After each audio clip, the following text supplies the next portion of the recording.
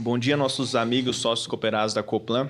Bem-vindos ao episódio 3 do CoplanCast, um oferecimento da Sumitomo.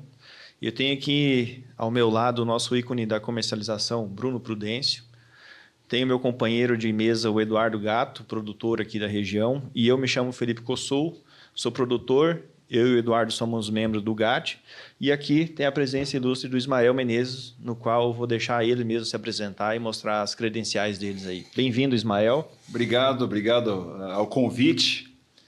Obrigado, pessoal da Coplan. E espero que nós possamos fazer esse bate-papo. Momento bastante importante na comercialização, várias decisões que podem ser tomadas agora. E espero que esse podcast aqui possa ajudar as pessoas, o cooperado que for assistir, para fazer uma boa tomada de decisão na comercialização. Brunão, quer conduzir a primeira pergunta aí para nós? Bom dia a todos aí que estão nos ouvindo, né? Então, queria perguntar aí o que você acha desse mercado presente agora, né? Na comercialização, o que seria uma estratégia boa? Bom, vamos lá. A comercialização é um assunto espinhoso, né? Assunto espinhoso é assunto que mexe aí com o comportamento e a paixão de todo mundo. Eu costumo dizer que a maior torcida do Brasil não é nem do Flamengo e do Corinthians, mas é dos torcedores de soja do Brasil. Tem muitos torcedores do Brasil. Então, nesse caso, o que acontece? Nós tivemos uma intenção muito grande, muita gente achando que o preço ia explodir esse ano. Nós tivemos a pior quebra da safra brasileira de soja esse ano, uma quebra bastante considerável, números que ainda nós acreditamos que esse número seja de 25 a 30 milhões de toneladas de quebra sobre o potencial. Mas o que acontece é o seguinte, os preços que lá em outubro, novembro, estavam sendo praticados aqui na região de Formosa, na casa de R$ 130 por saca, para a safra, nós tivemos uma queda muito forte. Chegou a bater acho que R$ 100. R$ 100. Finalzinho de janeiro. E agora o mercado retornou. Por que o mercado retornou? O mercado retornou porque nós tivemos um movimento esse retorno nós tivemos câmbio, uma valorização do câmbio, mas principalmente um movimento atrelado a farelo de soja. Nós tivemos um movimento de alta no farelo de soja, e aí tem todo um contexto por trás disso, ou seja, o governo americano, o Biden, vinha prometendo fazer incentivos para o biodiesel, e essa promessa sempre ficou na promessa. As empresas americanas investiram muito em capacidade de esmagamento, e o que acontece é que a renovação desses incentivos agora não aconteceu novamente por mais um ano. E nessa situação, não sei se vocês sabem, mas os Estados Unidos hoje está importando óleo de cozinha da China. Uma coisa maluca. O que acontece nesse movimento, nós tivemos um movimento muito forte de retração do esmagamento americano, e essa retração fez com que muita gente que estava comprado em óleo, porque acreditava que ia ter incentivo, eles tiveram que vender posições no óleo. E se eu não vou ter óleo, eu também não tenho farelo, porque eu não vou esmagar. E os fundos entraram muito forte na compra de farelo. E esse movimento muito forte de compra de farelo deu sustentação para esse movimento, uma correção técnica das cotações de soja na Bolsa de Chicago, trazendo esse contrato que vinha oscilando na casa de 11, chegou a bater 11,40, 11,50, hoje na casa de 12,40. Então teve um movimento de recuperação técnica. Na nossa visão, isso é uma oportunidade para quem está percentualmente pouco comercializado. Por quê? Porque se você não comercializar nesse momento agora, você vai apostar todas as suas fichas aonde? No mercado climático norte-americano, que pode acontecer ou não. Parte desse movimento de alta também foi sustentado nas últimas semanas por um pequeno atraso na semeadura da soja nos Estados Unidos, mas que nós já tivemos uma recuperação essa semana muito próximo da média dos últimos 5 anos. Então, na minha visão, eu acredito que para quem está percentualmente pouco comercializado, é importante escalonar vendas aproveitando esse movimento de alta. Porque talvez, se não tiver mercado climático norte-americano, os fundos podem voltar a vender grande parte dos contratos. Nós tivemos, até falando de fundos, né? Os fundos de gestão ativa entraram recomprando muito forte, na penúltima semana, muitos contratos de soja. Olha só para vocês terem ideia. Eles estavam em 140 e tantos mil contratos vendidos, e eles entraram recomprando mais de 100 mil contratos em uma semana. Esse movimento daria sustentação para uma alta em Chicago de quase $1 por bushel ou mais. Por que não aconteceu? Porque o produtor americano está percentualmente pouco comercializado. E como a cotação de soja subiu dos 11,50 para 12,40, quase 12,50, o produtor americano começou a vender. E aí, muita venda do produtor, muita Pressiona compra de pra baixo. fundos neutralizou o movimento de alta. Mas hoje, a posição dos fundos está mais equilibrada. O que isso é perigoso? Talvez, se a safra nos Estados Unidos performar bem, os fundos podem voltar a vender. E aí, junto com venda de produtores, pode novamente trazer uma cotação queda. Então, esse é um risco que eu acho que vale a pena ficar de olho. Certo. E esses fundos, eles têm a possibilidade de continuar comprando mais posições ou as posições elas são limitadas? Não, eles podem voltar, eles podem comprar. Eles chegaram a acumular 170 mil contratos vendidos, não tem limite. Pode fazer 100, 200, 300, não tem limite. Mas o que acontece? Por que eles voltaram a recomprar posições? Importante pergunta essa. Por quê? Estamos na iminência de entrar no mercado climático norte-americano, que pode ter volatilidade, aquele negócio. Pô, choveu, não choveu, é muito volátil. Então, os fundos, naturalmente, teriam um movimento de ficar mais leves antes do mercado climático norte-americano. E onde que é o mercado climático? Começa na segunda quinzena de junho, né, aí julho inteiro e agosto inteiro. Então, ali é um período muito volátil, né, muito turbulento. Então, aquele negócio, vai chover, mentira, não chove, mentira, aquela coisa, aumenta, tipo aquela festa coisa, junina, né? isso, exatamente. Vai chover, é mentira, olha a cobra, aquela coisa. Então, esse movimento, os fundos ficaram mais leves. O que causa uma situação de preocupação. Eles podem voltar a acelerar vendas, pode continuar comprando se der as chuvas seca, não se confirmarem do que estão mostrando o radar, eles podem continuar comprando.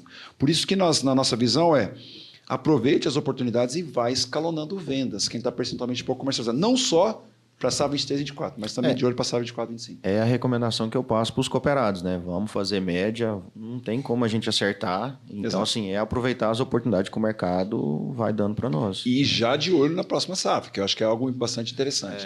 Ismael, você falou de contratos, os fundos. Dá uma pincelada, uma explicada para o nosso produtor que talvez está nos escutando aí, é um pouco mais leigo. A gente é muito familiarizado aí com clima, com plantio, colheita, oferta, demanda, Estados Unidos, China, talvez seja um pouco mais fácil. Mas nos dá uma pincelada rápida sobre qual seria o tamanho desses contratos e sobre a influência que, de fato, esses fundos que não produzem soja, não produzem nada, e a influência que eles têm na formação do nosso preço? Sim, cada contrato de soja é 2.268 sacas, né? A gente sabe que eles têm um poder muito grande, eles operam volumes gigantescos. Normalmente esses fundos são grandes investidores que o dinheiro não fica aplicado em CDB, ele roda muito, né, de mão, então ele troca muito, por hora ele opera na soja, depois no milho, café, no trigo, no açúcar, então não tem uma o que a gente observa é que o mercado, o Chicago, ele é muito sensível a esse movimento dos fundos, porque são volumes gigantescos que são operados diariamente, né? O que a gente vê, essa sensibilidade causa esse movimento de alta. Ou seja, os fundos, quando entram desarmando posições 100, 150, 200 mil contratos, eles influenciam num movimento em Chicago de 200, 300 cents, ou seja, estou falando de $2, $3 por bushel. Então, é muito agressivo. Mas a gente precisa entender que a posição dos fundos é como um elástico. Como assim, Ismael? Quando o elástico está muito esticado, imagina só, compra e venda. Tá? Quando ele vende muito, o mercado cai. Quando ele compra muito, o mercado sobe. Então, imagina que ele está muito vendido. O elástico está muito esticado. Quando ele volta, ele tende a voltar à neutralidade ou subir a posição comprada. Esse elástico, quando está muito esticado, que a gente costuma dizer assim, quando ele está muito esticado na venda ou na compra, cuidado, porque ele pode fazer o rebote. E esse rebote pode causar movimentação na Bolsa de Chicago. Então, acompanhar a posição semanal dos fundos é importantíssimo nas estratégias de comercialização. A gente acha que é tão importante quanto acompanhar clima, é tão importante acompanhar outras coisas. Então, essa sensibilidade existe bastante sobre as cotações de Chicago e a gente tem que estar bastante atento a elas. Né? E, Ismael, aproveitando um pouco o gancho do Eduardo aí, ele comentou um pouco a respeito de China. A China ainda é o maior comprador de soja a nível mundial e ela escolhe, Estados Unidos e Brasil está com soja mais ou menos competitivo, ela escolhe o porto dos Estados Unidos, que é menos taxa, que é mais rápido. Sim. Você comentou anteriormente no nosso bate-papo alguma coisa de Argentina, então. E o ano passado, a demanda da China, ela foi da mão para a boca. Sim. Então, isso deu meio que uma engessada no mercado aqui. Você queria vender, mas às vezes você tinha que vender numa posição muito baixa, dependente da situação que o produtor por questão de logística, né? Por questão de logística e tal. E aí você queria vender e não tinha negócio, as trades não estavam comprando porque a China estava muito lenta. Você entende que a China mudou essa estratégia de compra dela para isso ou isso é momentâneo? Bom, a China, nós não podemos subestimar o poder de comercialização da China. A China é a segunda maior economia no mundo e o chinês sabe muito bem negociar. O que acontece é o seguinte, a gente observa que houve uma certa mudança na postura, ou seja, em vez de deixar o estoque no destino, ou seja, na China, eles estão preferindo deixar o estoque na origem. Para quê? Para pressionar a logística. Tá? Então, isso a gente observa que está... O que faz o chinês comprar? Sempre falo isso, falo nas redes sociais, o que faz o mercado chinês comprar de forma avassaladora? O chinês compra de forma avassaladora quando tem risco de segurança alimentar e quando o preço está interessante. São esses dois fatores. Então, quando o preço está na casa de 13, 14, 15, ele vai comprar meio da mão para a boca. Tá? Vai comprar de forma cadenciada, não é que não vai deixar de comprar. A China, só para você ter ideia, é o maior comprador de soja. Ele vai saltar de ele veio num crescente de importação dos anos 2000 até 2014, 15, num crescente gigantesco, mais de 600% de crescimento. Quase 5 milhões de toneladas por ano, e depois disso ele continuou comprando bem, mas o crescimento foi na casa de 16%. Então, o que acontece? A China compra bem, deve saltar dos 105 para 109 milhões de toneladas, que é a estimativa do USDA para essa 24, 25, compras importantes, mas o perfil de compra chinês é exatamente esse, é deixar o estoque na origem. E ele vai comprar de quem é mais competitivo. Só que nisso tudo também a gente não pode deixar de lado fatores geopolíticos. E aí a questão dos Estados Unidos, a gente pode aqui colocar na mesa Trump. O que pode acontecer com Trump? Se eventualmente o Trump for o próximo presidente dos Estados Unidos, e a chance é muito grande, ele já anunciou que deve endurecer a situação comercial com a China. E isso pode fazer com que a China foque as suas compras no Brasil. E esse focar as compras no Brasil traria uma queda das cotações de Chicago e um aumento dos prêmios de exportação, como aconteceu na guerra comercial, quando o Trump implementou as tarifas sobre os Estados Unidos. Não sei se vocês lembram, mas a cotação em Chicago caiu quase 200 pontos, né, $2 por bushel, e os prêmios subiram 200 pontos para nós. Para nós ficou exatamente igual, mas teve um efeito bastante grande sobre as cotações. Então, esse efeito, a gente tem que olhar a China não só por essa dinâmica das compras de deixar o produto na origem para pressionar, mas também a situação geopolítica, e o Trump é uma carta a mais que vai ser colocada na mesa e que vale a pena a gente acompanhar, porque isso pode trazer impactos nas cotações em Chicago e também nos prêmios de exportação. E aproveitando o gancho do Trump, você falou que o Biden não renovou a questão do biodiesel lá e tal. Você enxerga o Trump renovando essa posição e aumentando o consumo interno dos Estados Unidos de soja e, consequentemente, diminuindo, dando a chance para a gente poder exportar? Você enxerga esse cenário? Na verdade, é um programa, o FSA, né, que é um programa de incentivo para biocombustíveis para aviação e tal. Esse programa, existia a expectativa de Trump, do Biden dar um incentivo, mas não teve incentivo e tal. O que eu vejo do Trump os democratas, era uma bandeira dos democratas, do Biden, de incentivar energia verde. Já os republicanos, a gente sabe que a posição do Trump, isso não é algo que está na pauta. Mas, para nós, é o seguinte, não adianta também você incentivar, colocar que vai ter incentivos e não aplicar eles. Então, o que aconteceu, muita gente se frustrou com o Biden. Mas o que eu vejo do produtor americano, ele quer ver a economia tracionar, né? E essa questão da economia tracionar passa por essas situações no que diz respeito à economia como um todo. E aí eu acredito que o produtor americano tem um viés de incentivar mais o Trump, por ver exatamente essa situação da economia. Mas são várias coisas que vão acontecer, a gente vai ter que acompanhar semanalmente o que vai acontecer, assim, semanalmente, mensalmente, assim que for chegando próximo das eleições. E isso vai mexer com o jogo na comercialização. Ismael, e o que seria a sua visão aí para a próxima safra? Aí? 24, 25. Você viu que até eu respirei fundo, sabe? 24, 25. Bom, a safra 24, 25 é uma situação... Eu costumo dizer que eu tenho dois medos, né? Do malamém. Costumo falar malamém. Você conhece o malamém, não? Não. Minha avó sempre falava, por mais livrar-nos do malamém, livrar-nos do malamém. Quem que é o malamém? Eu tenho medo do malamém. Quem é esse cara? E da safra 24, 25. Por quê? Porque é o seguinte, o que acontece? Nós temos a safra 24-25 pode ser uma safra que o crescimento da oferta pode ser muito maior do que o crescimento da demanda. Vamos começar a falar dos Estados Unidos. Os Estados Unidos deve saltar de uma safra de 113 milhões de toneladas para alguma coisa na casa acima de 120, se o clima favorecer. E é um clima muito próximo da neutralidade. Tá? Os modelos climáticos mostram uma situação mais próxima da neutralidade. O NOAA vinha colocando a chance de ter uma situação de laninha afetando os Estados Unidos, mas a última atualização, já a chance de ter laninha lá diminuiu muito, vai ser muito próximo da neutralidade. Então, a safra por lá pode ser acima de 120 milhões de toneladas. Então, eles vão adicionar 7, 8, talvez 10 milhões de toneladas. Tá. Depois disso, a gente tem a América do Sul. A América do Sul, nós temos a possibilidade de ter o Brasil tendo a recuperação. Nós tivemos uma queda muito forte. Nós acreditamos que a safra na casa, esse que passou na casa de 150 milhões de toneladas. E para a próxima safra, o USDA já fala de uma safra de 169. Eu acho que pode ser acima de 170. Então, se você somar Brasil e Estados Unidos, nós estamos falando de talvez mais 30 milhões de toneladas de oferta. Nós estamos num ano que vai ser laninha, é possível ser laninha. O primeiro laninha às vezes não é muito drástico, às vezes passa meio... Mas podemos ter quebra na Argentina? Podemos. Tira a Argentina, ou transfere lá 10 milhões para quebra na Argentina, a gente neutraliza.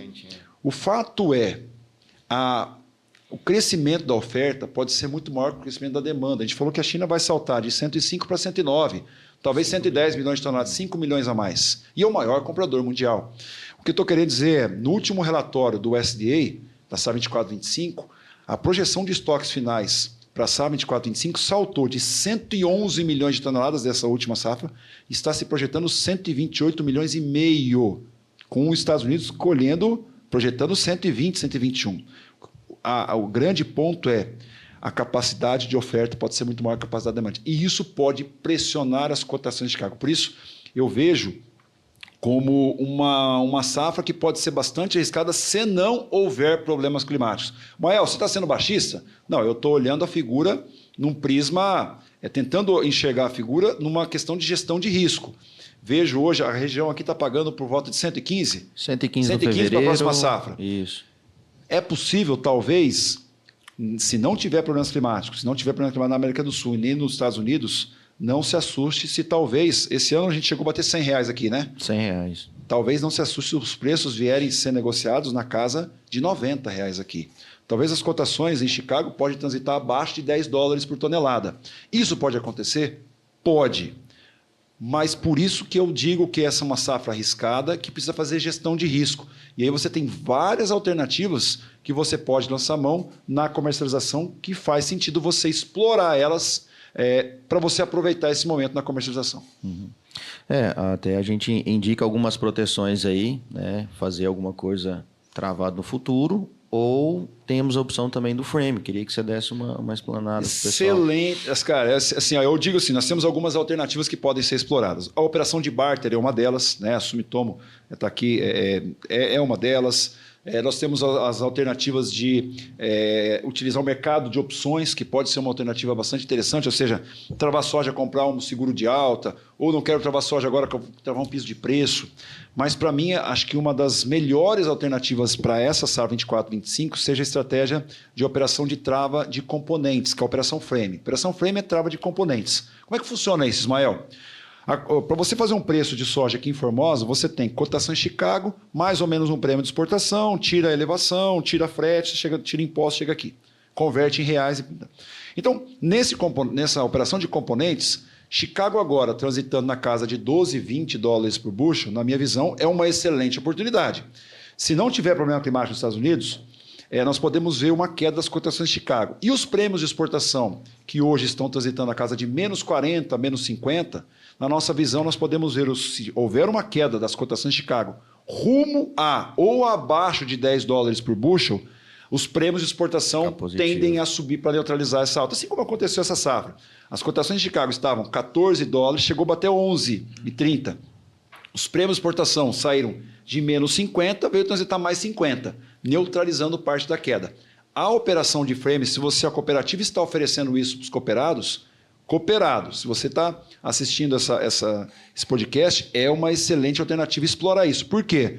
Porque se Chicago cai e prêmio neutraliza, você pode travar prêmio nesse movimento posterior de valorização. E com isso, você compõe o teu preço de soja, talvez até melhor do que nós temos agora. Então, nessa situação, eu vejo uma excelente oportunidade. Eu acredito que os prêmios de exportação podem ter um movimento de alta de 80, 90, $1 por bushel, isso aqui é $2,20 por saca. Vezes um câmbio de 5 alguma coisa, é R$10.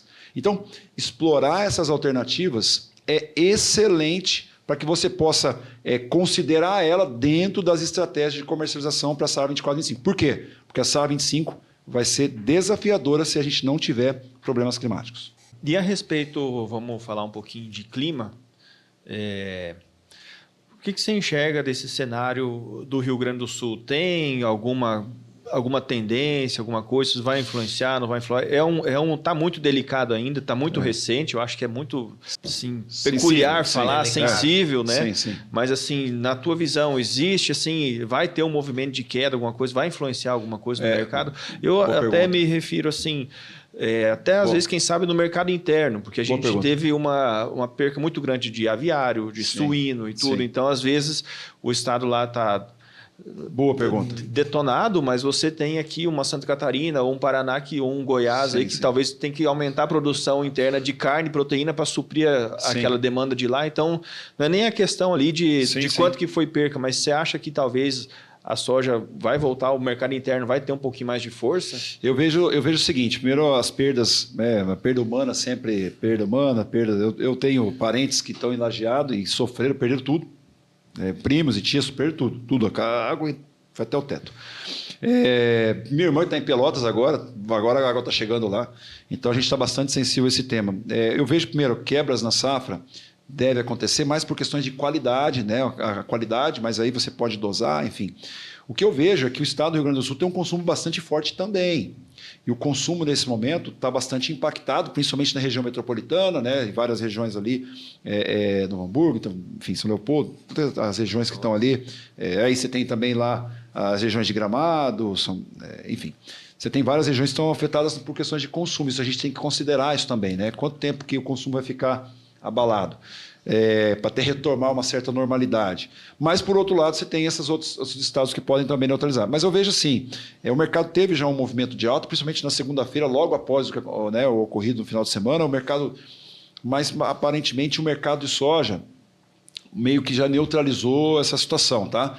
O que para mim, vai ter mais efeito no que diz respeito à comercialização, aí você falou de clima. Eu vejo mais o cenário para os próximos 60 dias, mercado climático norte-americano. E isso é talvez um assunto que vale a pena lá. Mercado climático norte-americano. Eu acredito que os vários institutos estão tentando prever o que pode acontecer lá. O NOAA acredita, né, lançou lá que poderia ter uma laninha. Você pega o Instituto Australiano, tem vários institutos. O Instituto Australiano acha que vai ser uma neutralidade. O Instituto o americano, né, o europeu, diz que vai ser muito próximo ali, beliscando entre neutralidade e laninha. Mas, aparentemente, a safra nos Estados Unidos pode ser passar numa certa neutralidade, normalidade. Nós tivemos uma forte recomposição hídrica nessas últimas semanas, e até por isso que deu atraso no plantio. E essa recomposição hídrica trouxe aí uma situação que podemos ter, situação favorável para a condição de safra nos Estados Unidos. Então, eu vejo que o clima lá pode trazer mais impacto agora para a questão comercial do que está acontecendo no Brasil. Mas a gente torce para que as coisas se resolvam rapidamente no Rio Grande do Sul e que as pessoas possam voltar a uma normalidade. Tranquilo. E outra coisa que eu queria questionar é a relação Rússia-Ucrânia. A gente sabe que são excelentes produtores de trigo e volta e meia, eu que sou leigo, entro ali e tal, vou ler uma notícia, alguma coisa, o trigo subiu, puxou a soja. Existe uma possibilidade dessa produção de trigo lá ainda está problemática, alguma questão nessa situação e dá uma alavancada na cotação de soja? Se eu puder aproveitar o gancho também, Ismael, a nossa região, a gente estaria entrando com os plantios de trigo irrigado agora, né? Talvez alguma coisa já está plantada, etc. A região como um todo adotou o trigo safrinha como Uma alternativa. Rotação alternativa, rentável. Nesse contexto de safrinha também eu gostaria que você falasse um pouco sobre depois o milho, aproveitando o trigo e depois nós vamos para o milho, se puder. Não, legal, bacana. Trigo, rapidamente, sim, nós tivemos todo aquele movimento, toda a situação no Mar Negro. O trigo teve um salto, né? As cotações de Chicago estavam $7, vai bater $12 por bushel. Muita gente incentivou várias regiões a plantar trigo no mundo. O trigo na Rússia cresceu demais a produção e aí as cotações caíram de novo para $6 por bushel. Agora, nessas últimas semanas, a safra na Rússia é uma safra que foi impactada, mas ainda muito trigo na Rússia. A situação dos portos de Odessa ali ainda causa uma posição bastante complicada, porque nós temos a Ucrânia, que é uma participante também bastante interessante ali com trigo. O que eu vejo? Aproveita as oportunidades. O preço incentivou bastante. Né? Muitas regiões plantaram trigo e agora a gente está tivemos um movimento de queda e agora esse frisson de novo pode causar uma situação. O problema do trigo, principalmente no Brasil, é que é muito da mão para a boca. A gente não utiliza muito o mercado futuro de trigo aqui, né? Então isso acaba deixando a gente sem aproveitar muito a situação. Por isso a recomendação é que para quem puder aproveitar, como não tem também uma correlação muito grande com o trigo aqui, com o trigo que acontece em Chicago e tal, tentar surfar um pouco o mercado futuro, mas como não tem essa correlação, fica meio difícil, né? Mas eu acho que esses problemas que estão acontecendo no Mar Negro pode incentivar a situação do trigo aqui, sim, e é importante escalonar. Agora, falando de milho, que eu acho que o milho é uma situação que a gente precisa cobrir. A gente sabe que a comercialização de milho está bem aquém, bem cadenciado. Logicamente, por quê? Porque o atraso no plantio do milho deixou muita gente agora, como é que vai ser a produção, como é que vai ser a produtividade e tal. E aí nós tivemos uma situação agora que está dando uma possibilidade boa de comercialização. Por quê? Nós tivemos algumas semanas na região do Paraná, do São Paulo, Mato Grosso do Sul, 25 dias, algumas regiões 30 dias sem chuvas, que vai impactar a produtividade. Então isso fez os preços de trigo subirem R$4, R$5 em diversas praças do Brasil, tá? Talvez isso está sendo percebido aqui também. Só que, qual que é o ponto que vale a pena ficar atento? No caso do milho, não está tracionando as exportações. Isso aqui dá para a gente ficar 2 horas falando aqui. Por quê? O milho argentino é o milho mais competitivo no mundo. O milho argentino, a produção argentina, vamos falar de Argentina para a gente chegar aqui. A Argentina teve uma quebra muito forte da safra ano passado e a produção esse ano seria... O ano passado foi 36 milhões de toneladas com quebra e a projeção era de ser 57, 58, talvez 60 milhões de toneladas o milho agora. Só que lá eles estão passando por um problema que a gente já passou há 2 anos aqui. Cigarrinha. Cigarrinha é um problema que eles estão tendo agora lá. Por quê? Não está tão frio, então estamos tendo problema com cigarrinha e a produção lá, que era estimada em 56, 57, está sendo estimada agora em 46, 48. E isso vai reduzir o excedente a ser exportado. Então, a Argentina deve exportar 34, 35 milhões de toneladas. Já vendeu até agora 25. Falta 9, 10 milhões. Só que o milho argentino é o mais barato no mundo. O milho argentino, ele é $1 por saca mais barato do que o brasileiro. Então, olha só, R$5 por saca. Isso faz uma baita diferença. Então, o argentino está vendendo. E quando o mercado internacional vem comprar milho brasileiro, não consegue. Por quê? Porque as pedidas aqui estão R$4, R$5 mais caro do que a paridade de exportação. Então, o Brasil não está conseguindo exportar. Então, nesse ponto que o Brasil não consegue vender na exportação, nós acreditamos que o Brasil deve ter vendido até agora 12, 13 milhões de toneladas, olha lá, na exportação. E era importante o Brasil exportar 40 milhões de toneladas. A USDA fala que o Brasil vai exportar 50, não vai exportar 50. Se exportar 40, põe a mão no céu. Não sei se chega a 30.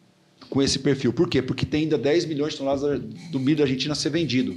Na nossa visão, o milho brasileiro vai entrar em competição com o milho americano, porque a janela, a gente vai entrar com milho, provavelmente no mês de agosto, setembro, o mercado internacional volta para o Brasil. E aí tem milho americano já chegando. Então, muita atenção. Para ver preços continuar o movimento de alta, a exportação tem que tracionar. E na nossa visão, ele não vai tracionar agora. Então, qual que é o ponto que eu vejo, a recomendação que eu dou para os produtores nesse momento? Para quem está percentualmente pouco comercializado, vai aproveitando esse movimento de alta e escalonando vendas. Por quê? Porque talvez o mercado brasileiro pode passar com estoques, ano passado passou com 14, 15 milhões de toneladas. Se a gente não exportar 35, 36, a gente pode passar com 25, 26, 27 milhões de toneladas de estoque final. Então, isso pode fazer com que o comprador do mercado local fale, caramba, acho que pode ter milho. Então, nós acreditamos que nós precisamos ter a exportação tracionando. Então, a gente está todo dia fazendo conta da paridade para saber se dá conta. Se der conta, a exportação tem que tracionar. Então, para mim, o preço do milho, respondendo a tua pergunta, é aproveite as oportunidades de agora, porque talvez se sobrar muito milho no mercado e quando vier a colheita, isso pode pressionar os preços. E nossa região aqui é muito complicado, porque a exportação em si não acessa. Não acessa, não acessa, não fecha muita conta, e o mercado interno aqui é muito forte e ele precifica muito acima da exportação. Olha, só para te dar, a gente tem uma publicação semanal chamada Resenha MD, a gente lançou ontem e a gente colocou o seguinte, a gente fez uma avaliação em 3, só para ter ideia, Maringá, Jataí e Primavera do Leste. Então, Maringá, nós tínhamos lá, a pedida de Londrina era R$ 56 reais, e o milho na paridade de exportação estava liquidando 51, 52. Não dá conta. Pegava Jataí. Nós estávamos falando de paridade de exportação chegando a 42. Pedidas são 47. Não dá conta. Aí você pega a Primavera do Leste. Se você olha a paridade de exportação, é 38. 37 reais a paridade chegando. E a pedida é 41, 42. Então, sim, o mercado interno está pagando mais. Então, quando vai vender, o comprador do mercado interno está comprando e a exportação não está comprando. Então, cada dia que passa que a exportação não consegue comprar, é um dia a menos de janela que nós temos antes da chegada da safra americana. E aí nós vamos competir junto. Quem vai vender? Os Estados Unidos ou o Brasil? Não sei. Tomara que seja o Brasil. Mas aí entra uma competição lá. E eles vão estar colhendo uma safra acima de 370 milhões de toneladas, se não tiver problemas climáticos. Então, a nossa esperança, expectativa é que o Brasil tracione vendas na exportação e isso pode enxugar os estoques. Então, aproveite as oportunidades, escalone vendas, porque vamos ter quebra no Brasil? Vamos ter quebra no Brasil. Mas talvez o volume que deveria ser destinado à exportação vai ficar no mercado interno. E aí nós vamos passar com estoque ainda elevado. Então, também é um ponto a ser considerado. O nosso mercado interno aqui é muito, muito preciso. Então, ele compra muito da mão para a boca. Então, a gente não consegue levar um volume muito grande porque eles não conseguem tomar. E aí, quando eu parto para o lado da exportação, a diferença é muito grande. Por isso, Para você ter uma ideia, ontem eu tive aí precificação em torno de 43, julho. 43. Né? No mercado de exportação. Acho que de repente, nos 45 acima, já começa a aparecer vendedor. Porque a pedida aqui está 46, 47. É isso, nessa mesma 46, faixa. 46 é negócio, não sai? Exatamente. Só que a exportação não consegue chegar. Não. Esse é o negócio, não consegue originar na exportação. Acredito, o que é a minha esperança? Que os prêmios de exportação, minha esperança é que os prêmios de exportação subam após a Argentina vender todo o seu milho. E se nós tivermos os prêmios de exportação subindo, pode equalizar essa situação e entrar no mercado. A minha esperança é prêmios de exportação subirem, porque a hora que acabar o milho argentino, o mercado internacional vem para o Brasil e aí os prêmios teriam que tracionar, prêmio subindo, equaliza e a gente começa a vender na exportação. Então esse é um ponto que a gente vai ter que olhar. Mas Ismael, pensando aqui, pensando então em agosto, quando que a Argentina vai terminar de vender? Julho? Agosto, por ali? Porque eu imagino assim, que vai entrar o safrinho do Mato Grosso daqui uns dias está sendo colhido. Já tá aí sendo não colhido. vai ter aquele excesso de oferta. Exato. E aí também não vai... Esse é o risco. Esse é o risco do mercado. Eles têm 9, 10 milhões a vender. Pode ser que continue vendendo no mês de junho e entre julho. Entre vendendo. É possível. Eles venderam 25. Então, para vender 10 milhões em 2 mil... Então, provavelmente, o comprador venha mais forte para o Brasil em agosto. Começa a dar conta. Mas por isso que os prêmios de exportação têm que subir. Para a gente começar a ver essa conta da exportação aqui, Bruno, chegar muito próximo do mercado interno. Quem compra antecipado é a exportação. O comprador do mercado interno compra como? Da mão para a boca. E da mão para a boca, a pressão da oferta pode fazer ele sentar em cima. Então, se tiver oportunidades, escalone. Porque a gente sabe que no milho, para cair R$5 é assim, né? É um pulo, né? Então, tem que avaliar isso. Por isso que é gestão de risco.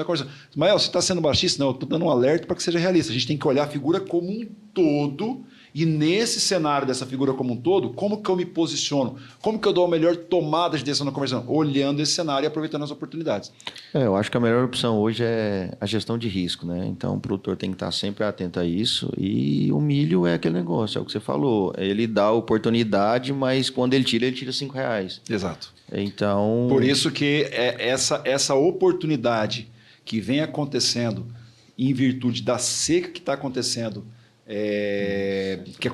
está acontecendo, né? Ou seja, essa chuva, aproveite as oportunidades para escalonar. Se aqui não estiver sendo muito impactada a produtividade, para quem não está tendo muito impacto na produtividade, vale a pena aproveitar e ir escalonando, né? Não deixar tudo para o final. Vocês teriam algum número aí de safrinha, né? Eu vi aí em torno, o pessoal fala, em torno de 91 milhões a 98. Nosso número é 92 milhões de toneladas, a gente está prevendo 92 milhões de toneladas.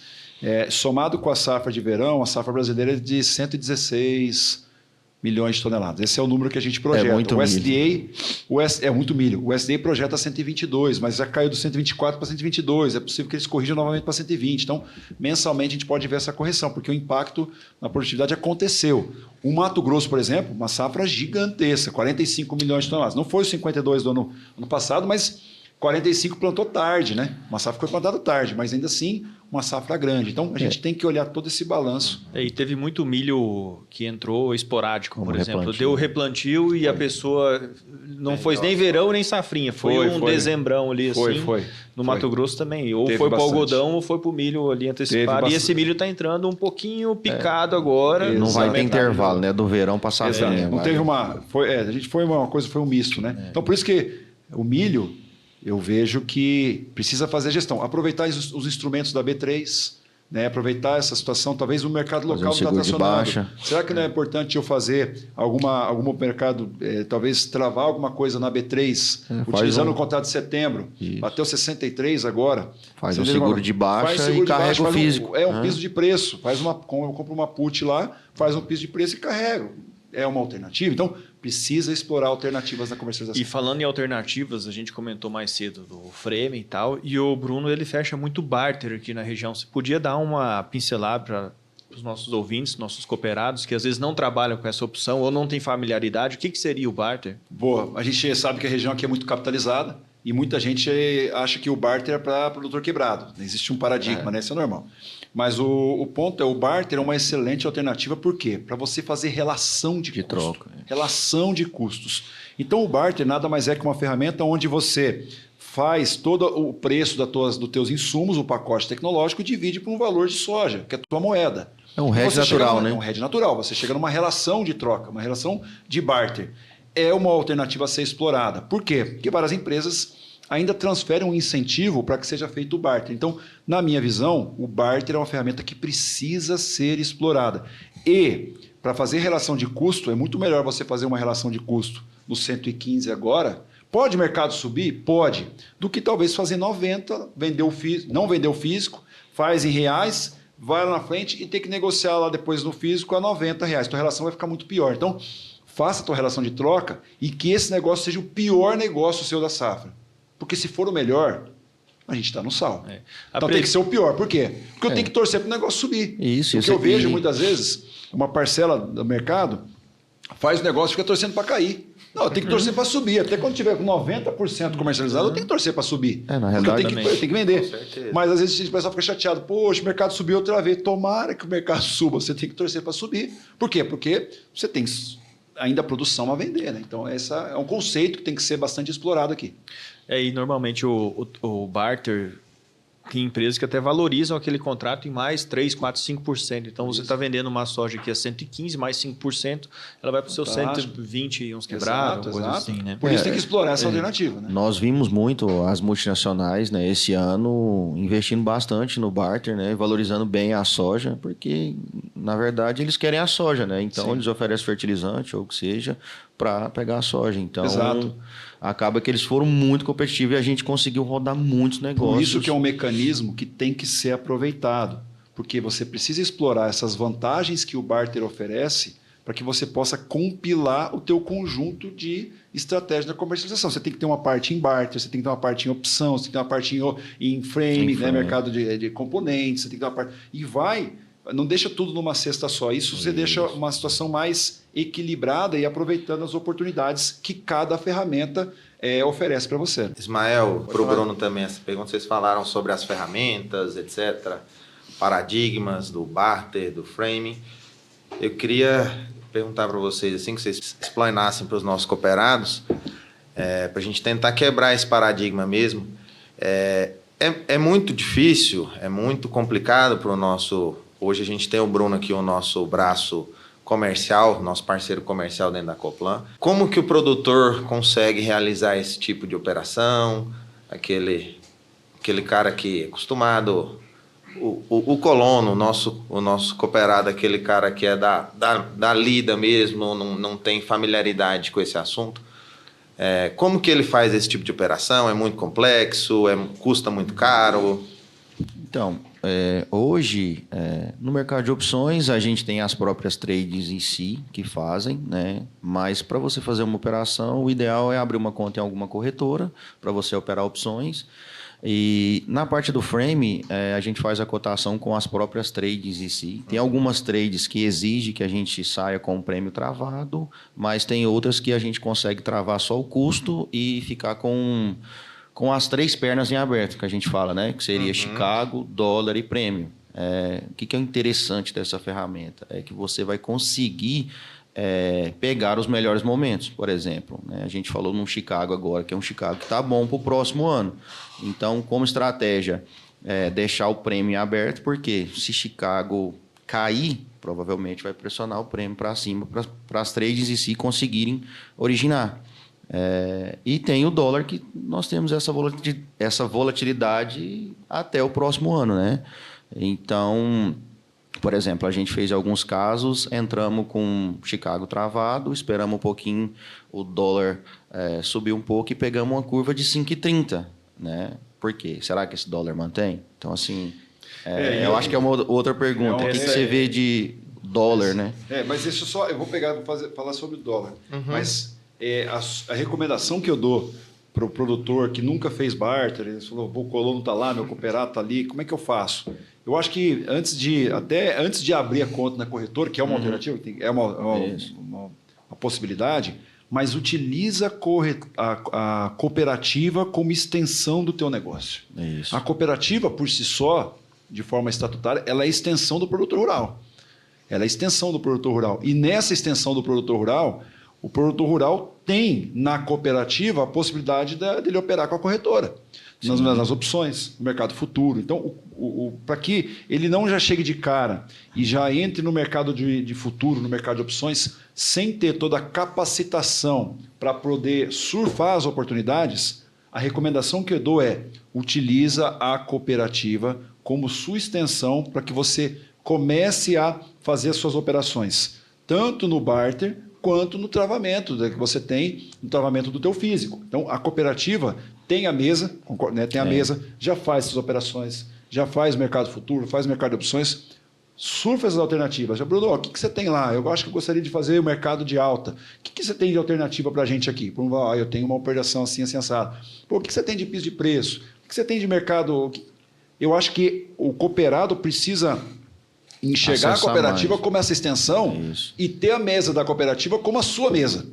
As operações foram crescendo, foram aprimorando, aí sim, abre uma conta na corretora, para que ele não se machuque com ajuste diário, margeamento, aquela coisa toda, e cria um cisma. Então, eu acho, né, Bruno, que uma possibilidade é incentivar cada vez mais o cooperado utilizar a Coplan para aproveitar esses momentos. E, nesse caso, vai junto disso tudo se capacitando, entendendo como que é o mercado futuro, como é o mercado de opções, e aí sim explorando essas alternativas. Então, respondendo a tua pergunta. Você tinha perguntado sobre o dólar. Isso. Qual que é a pergunta específica sobre o dólar? Qual que é o que você imagina o dólar? Ele sobe, ele desce, é estável, um cenário estável? Porque isso influencia tanto na compra quanto na venda. Porque constitui custo de produção, constitui... Se a gente olhar os últimos dias aí, não está aquela guerra, né? Chicago cai, dólar sobe e vice-versa, né? Vai ter eleição lá, né? Tem dias que a gente está observando a movimentação aí que Chicago para cima e dólar também. Então, assim, está bem diferente da dinâmica do mercado em si, né? Bom, vamos lá, falar de dólar. O dólar é o seguinte, nós temos alguns fatores que influenciam o dólar. Tá? Um deles, nós temos que monitorar o câmbio americano. Nós temos o DXY, que é o dólar comparado com uma cesta de moedas internacionais. Que você faz, você vê se o dólar americano está caro ou está barato. Como é que você faz essa mensuração? Você compara ele com uma cesta de moedas internacionais, moedas fortes, euro, e por aí vai. Franco, lira, por aí vai. E aí, nesse ponto, o dólar perdeu muito valor. O dólar americano perdeu valor. Tá? Então, esse movimento, lá atrás, a cotação do dólar, como o DXY não estava muito alto, nós precisávamos comprar o dólar a 5, despender 5,50, 5,60. Como o dólar perdeu valor, hoje eu preciso de menos reais para comprar um dólar. Então, esse é o primeiro fator. Segundo fator é spread entre os juros pagos no Brasil e nos Estados Unidos. A diferença entre os juros pagos no Brasil e nos Estados Unidos. Eu gosto sempre, nas minhas palestras, eu faço o seguinte. Se eu te der $1 bilhão para você investir, duas alternativas, com a mesma taxa de juros, você aplicaria na Venezuela ou no Brasil? No Brasil. Por quê? Por conta da segurança. Segurança.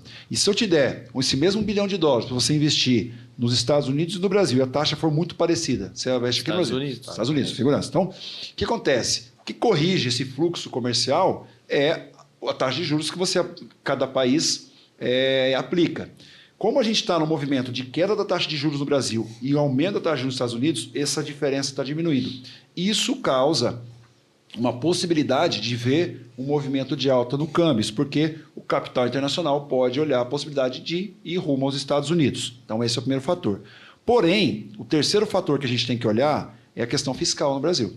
A questão fiscal no Brasil causa volatilidade. Nós estávamos trilhando um canal de alta. Quando você faz uma análise técnica, nós estávamos trilhando no câmbio um canal de alta. Então, estava rumo para cima. Só que ele rompeu o canal de alta. E veio naquele afã de bater quase 5,30 naquele dia, 5,29, há algumas semanas atrás. Voltou dentro do canal, agora está 5,16, 5,15, está surfando esse movimento aí. A situação fiscal traz volatilidade. O que é volatilidade? Dias que o câmbio aumenta 10 centavos, outros cai 10 centavos e aquele movimento. Tá? Então, a gente sabe que no agronegócio, o câmbio alto é bom, porque a minha receita em reais, meu custo parte vai subir, mas meu custo não é 100%, então uma parte, mas minha receita é 100%. Então, câmbio alto, receita favorece a receita. Então, aproveita essas oportunidades. Eu acredito que nós vamos continuar tendo volatilidade no câmbio pela situação fiscal. Muita atenção à situação do spread entre os juros pagos no Brasil e nos Estados Unidos. Se ele continuar reduzindo, isso pode causar um suporte para o movimento de alta no câmbio.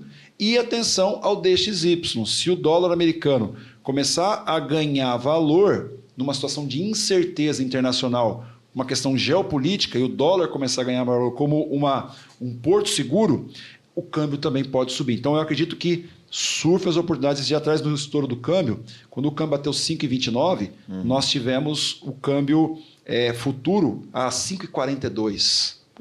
Fantástico. Lindo. Aí o câmbio caiu. 5,30. Então, esse é um fator interessante. E por que isso é interessante? Porque o câmbio alto produz duas coisas na comercialização. Ele reduz a tua despesa, você divide por $1 maior o seu frete, então o seu FOBINS fica menor na comercialização. Tá? Então, acaba tendo uma despesa menor de FOBINS. Com $1 você compra mais reais. Exato. Ou seja, na verdade, com $1 mais caro, mais alto, o teu FOBINS diminui em dólar. Então, o seu valor que você vende a tua soja em dólar fica maior. E outro fator você vai multiplicar a quantidade de dólares maior que você vai ter por um câmbio maior e você vai ter mais reais na conta. Então, causa dois efeitos importantes. Se você quer vender em dólar, vai te dar mais dólar se você tem um câmbio maior. Porque você vai dividir o teu frete projetado por um câmbio maior, vai dar menos despesa em dolarizada. E você converte por um câmbio maior. Então, aproveite esses momentos, travando o câmbio futuro quando a gente tiver esse movimento de alta. Por isso, é um componente importante dentro da trava de componentes, a trava de câmbio, aproveitando essas oportunidades. E me diz uma coisa, a nível global, mundial, tal, o Brasil é produtor, Estados Unidos é produtor, a Argentina é produtor, são os três maiores. Comprador, China. Existe outro comprador em eminência que você enxerga na soja? Porque daqui a pouco você falou que a China vinha comprando muito, agora ela já está numa fase mais de estabilidade. Mas continua crescendo. Continua crescendo, vamos supor. Crescia 23, agora cresce 16. E se a China resolver estabilizar? Para quem que a gente vai vender? Quem que você acha? Vamos eleger alguém. Quem que você acredita? Índia. Índia? Eu elegeria Índia. Boa pergunta. Excelente pergunta. Vamos falar de Índia. Muita gente fala sobre Índia. A gente sabe que a Índia ultrapassou a China em população. Né? Então a gente sabe que esse é um fator que está acontecendo com bastante... Muita gente acreditando que a Índia seja um fator da bola da vez. Mas o ponto que a gente precisa colocar é o seguinte. O fato não é só você ter população. População é importante, mas o que faz você ter um impulso na comercialização chama-se renda per capita. Faço um comparativo e gosto sempre de trazer esse marco. A renda per capita da Índia e da China em 2000 era semelhante. A renda per capita da Índia e da China, em 2010, a China era 3 vezes mais a renda per capita da Índia. Em 2020, era quase 6 vezes mais. O que eu quero dizer com isso? Não é só aumento populacional, você precisa ter um aumento de renda per capita. E eu não vejo a Índia tendo um aumento exponencial de renda per capita para sustentar um aumento expressivo da importação de soja. A Índia produz mais de 10 milhões de toneladas de soja, 10, 12 milhões de toneladas de soja, mas ele não importa volumes. Precisa ter esse componente que eu não vejo isso acontecer, pelo menos no horizonte de 10 a 15 anos. Então, o que a gente precisa ter como um outro combustível importante? Talvez aumentar consumo, assim como aconteceu com o etanol no milho, nós tivemos um aumento exponencial aí de destinação de milho para a produção de etanol de milho, a gente precisaria criar uma demanda por biocombustíveis e tal, enfim, uma demanda já instalada para que nós pudéssemos enxugar estoque, porque a capacidade de produção é maior que a capacidade de consumo. Então, isso é algo que, para mim, é mais rápido a gente encontrar uma solução nesse caminho do que acreditar na Índia um aumento exponencial para suprir a situação do consumo. Então, o pessoal pergunta de África, também não vejo como sendo um grande... Então, assim, a China foi um fator que foi muito oportuno a gente ter a China naquele momento, porque a China estava num crescimento gigantesco, aumentando construção de construção civil, tal, enfim. Então teve um aumento expressivo da renda per capita, que possibilitou um aumento do consumo de soja, para consumo de carnes, aquela coisa toda. Então, hoje por hoje, eu acreditaria esse aumento a alguma situação mais relacionada a biocombustíveis do que outros usos do que efetivamente a Índia. Perfeito, perfeito. E aquela pergunta, por que a soja chegou a R$200 e por que ela não está a R$200 hoje? Fantástico. Vamos lá. Por que a soja bateu R$200? A soja só bateu R$200 aquele ano porque é o seguinte, nós vínhamos uma quebra da safra americana. A safra americana teve uma quebra bastante expressiva e aí o Brasil tinha uma situação onde a projeção de produção naquele ano era 144 milhões de toneladas, veio uma seca muito forte, pegou Rio Grande do Sul, Santa Catarina, Paraná, Mato Grosso do Sul, São Paulo, Cone Sul. E aí a projeção de produção naquele ano, as estimativas caíram de 144 para próximo de 115. Alguns chegaram a bater até 110. Quase 30 milhões de toneladas, assim como aconteceu esse ano. E naquele momento o chinês estava sensível e aí vai faltar soja no mundo. E naquela situação, pandemia. A China veio... E aí o aumento de fretes marítimos, aquela coisa toda, pagou R$200. Mas sabe quanto foi a produção aquele ano no Brasil? 130 milhões de toneladas, não era 115. Manteve a projeção. E a projeção era 144, a queda não foi tão grande, foi grande, mas não foi grande. Dólar e aí alto. você fala, pandemia. Deixa estar. Vocês Tudo bem. Nesse momento agora, aí o chinês mudou a forma de comprar. Vou deixar o estoque na origem. E isso mudou um pouco os hábitos. Porque a hora que ele olhou, falou, peraí, não era 115, era 130. Tudo bem, aprendi com a história. E aí a gente mudou, houve uma mudança de postura. Então isso para mim é um dado que a gente precisa considerar. É por isso que bateu, tocou lá os... E por isso que a China também mudou a perspectiva de compra dela. A gente percebeu que teve uma mudança. Eu acho que a pergunta é o seguinte. Você teria algum número de preço de saca de soja para o produtor em si começar a tomar um partido para travamento para o próximo ano, 2024, 2025? Para mim tem que ser correndo agora.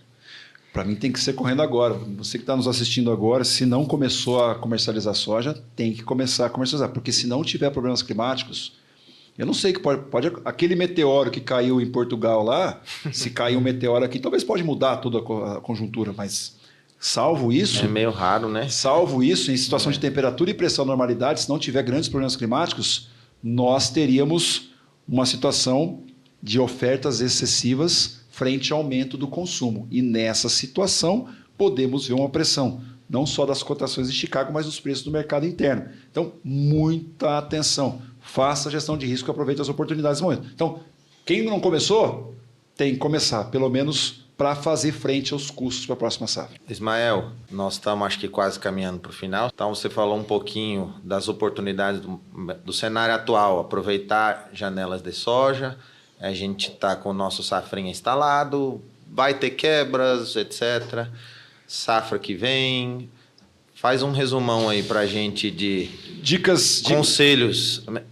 Uma vez eu escutei uma frase que o economista ele é o profissional da arte de explicar hoje o porquê que a previsão de ontem deu errado, sabe? Tá. Bom, mas vamos lá. Para quem me acompanha nas redes sociais sabe, a gente alertou quando estava 160 que esse negócio poderia cair e caiu para 120. A gente alertou no milho. Ó, cuidado, o milho aqui a 150 veio, caiu e alertou a soja esse ano que ia acontecer. Nós estamos tendo esse movimento de alta novamente, que é a oportunidade. Mas o fato é, eu concordo com você, né, gente, uma situação. Resumo, para quem tem milho ainda que está percentualmente pouco comercializado, aproveite esse movimento de alta que veio acontecendo nas últimas semanas. Se não tracionar a exportação, talvez lá no mês de agosto. Vai cair amanhã? Não acho que vai cair amanhã. Porque tem algumas indefinições ainda para acontecer. Né? Se a safra americana vai performar, aproveite esse momento para escalonar. Então, essa é a primeira dica. Segunda dica, para quem tem soja ainda que não comercializou, esse movimento de alta que nós tivemos, de soja que estava 130, caiu para 100, voltou para 125 agora, escalona vendas. Não, mas eu vou apostar no mercado climático americano. Beleza, pode acontecer ou não. Então, é melhor um passo na mão do que dois voando. Esse é um ponto. E principalmente para a safra 24, 25, para mim, principal fator, escalone vendas para fazer frente aos custos, porque o cenário 24, 25 é desafiador quanto a preço, se não tiver problemas climáticos. Se tiver problemas climáticos, o cenário muda, mas hoje por hoje, do jeito que está, talvez pode ser um cenário favorável. O nosso cooperado aqui em si, ele tem uma particularidade de gostar de vender essa soja no segundo semestre, né? O que às vezes eu explico e às vezes eles me questionam. Tem que colocar na conta o carrego financeiro. Porque você está parado com essa soja aí, vamos considerar aqui que a cada um mês eu estimo em torno de R$2 que ele está perdendo com essa soja parada. Exato. Então tem que pensar muito nisso. Esse é um ponto que tem que colocar na ponta do lápis. Porque às vezes a gente está querendo lá 5 meses, é R$10, e talvez você fala, caramba, o mercado pode vir abaixo de R$10. Você vê se empatou a conta. E aí você perdeu o time do negócio. Perdeu o time do negócio. E não dormiu, ficou preocupado. Pode acontecer ou não, né? Pode acontecer ou não. Na dúvida, eu acho que o mercado pode corrigir para cima. Então, peraí, vamos fazer o seguinte, vamos vender o físico e vamos comprar uma opção de alta. Exatamente. A gente tem recomendado muito aos nossos clientes, vende o físico e vende como uma opção de alta. É uma alternativa que tem que ser explorada. Né? Nós estamos chegando nos nossos momentos finais aqui, como diz o Eduardo, e a gente tem aquela pergunta bucha. Que é para dar uma enrolada, mas não vai ser tanta bucha assim. Vamos lá. Na verdade, é o seguinte, conversando para cá, viagem e coisa, a gente encontrei um colega nosso, dono de uma indústria de implementos no Rio Grande do Sul, e ele falou que passou uns 20 dias na China, aliás, e ele entendeu um pouco que a China está mudando um pouco a matriz de consumo deles, da parte mais vegetal, indo um pouco para a questão mais animal e tal. E eu fiquei um pouco curioso, fui atrás de reportagens e realmente existe uma mudança de matriz. Você enxerga essa mudança de matriz, ela realmente é real? Ou isso aí é alguma coisa que o cara percebeu lá e que as notícias são tendenciosas e geram a preocupação? Não, eu não vejo assim, algo que vai mudar substancialmente já para curto prazo. Eu acho que pode ser uma situação que a gente vai enfrentar ela nos próximos anos, né? Mas para mim, o que mais está latente agora, o que vai mexer no nosso negócio agora, o que vai acontecer nem é só passar 24, 25. 25, 26 tem que estar começando a olhar já. Por que 25, 26, Mael? Para a pergunta bucha. Mais do que a mudança na China, mais do que toda essa situação, vocês já pararam para pensar que a gente vai entrar na próxima temporada 25, 26, se esses estoques realmente acontecerem, com 128 milhões e meio de toneladas de estoque? Já é a safra brasileira toda. Não, é quase uma safra. Ainda não é, mas com tudo isso em estoque, E o Brasil vai parar de plantar soja? Não vai parar de plantar soja. E a gente vai, de novo, 170 milhões de toneladas. E os Estados Unidos, mais 120 milhões de toneladas. O fato é, a gestão de risco, para mim, é mais importante do que, nesse ponto agora, do que vai acontecer com matriz na China agora, por hora, assim, sabe? Na ordem do dia, o que está mais urgente? Começar a olhar. E para isso é aproveitar as oportunidades, se capacitar, utilizando instrumentos na comercialização, saber como cada instrumento pode ser utilizado, porque isso sim, para mim, o produtor precisa se capacitar na comercialização. Ele tem que ser tão bom na comercialização quanto ele é na produção. Eu falo direto o seguinte, o produtor brasileiro, ele é ao concurso, ele é a referência mundial hoje na produção, em produtividade. Ele é referência. Só que a pergunta é, ele é a mesma referência na comercialização? Então, está aí algo que o produtor precisa investir. Investir mais em capacitação nas ferramentas de comercialização. Por quê? Porque ele ganhar 4 sacos por hectare, assim, ó, tem que ter muito... Mas para ele perder 20% do negócio na comercialização, assim, ó, é um pulo, é um tapa. Então, essa para mim é a dica. Mais do que olhar a mudança do modelo. Temos que olhar, acompanhar, isso eu acho que pode ser um pouquinho mais a médio prazo, mas eu vejo que mais latente é ele investir o tempo dele em entender comercialização de commodities agrícolas. Então, compra bem, produz bem e na hora de vender fica, né, essa Exatamente. dúvida. Então, assim, no teu conceito, se essa safra que vier o ano que vem vier muito bem, é muito mais fácil a soja voltar para 80 do que subir para 150. É muito mais fácil ele vir para esses níveis, o risco é maior. A pergunta é, ele está preparado? Eu sei para onde eu costumo falar o seguinte, se eu fosse desenganado, se eu tivesse 3 meses de vida, eu gostaria de saber. Sabe por quê?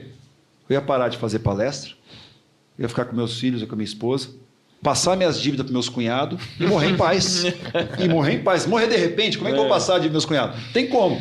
Então eu gostaria de saber. O que eu quero dizer, você está dizendo então que vai vir? Não, eu não sei, mas e se vier? Você está preparado? Então faça a gestão de risco na comercialização.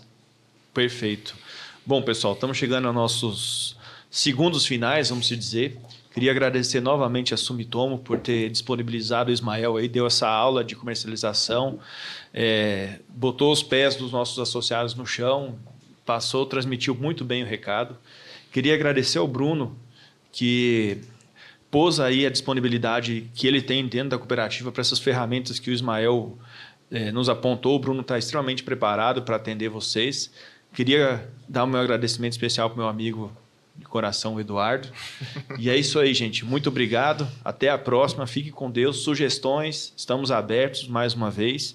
E agradecer pessoalmente aqui ao Ismael. Grande abraço a todos, agradeço a Coplan, agradeço a Sumitomo pela possibilidade de a gente estar fazendo esse bate-papo, Cooperado que está nos ouvindo e espero que essa safra 24-25, essa safra que falta, 26-24 e 24-25, o produtor da região possa fazer uma comercialização com foco na gestão de risco, aproveitando as oportunidades. Um grande abraço, até a próxima. Até a próxima. Valeu, gente. Tchau, tchau. Valeu, tchau, tchau.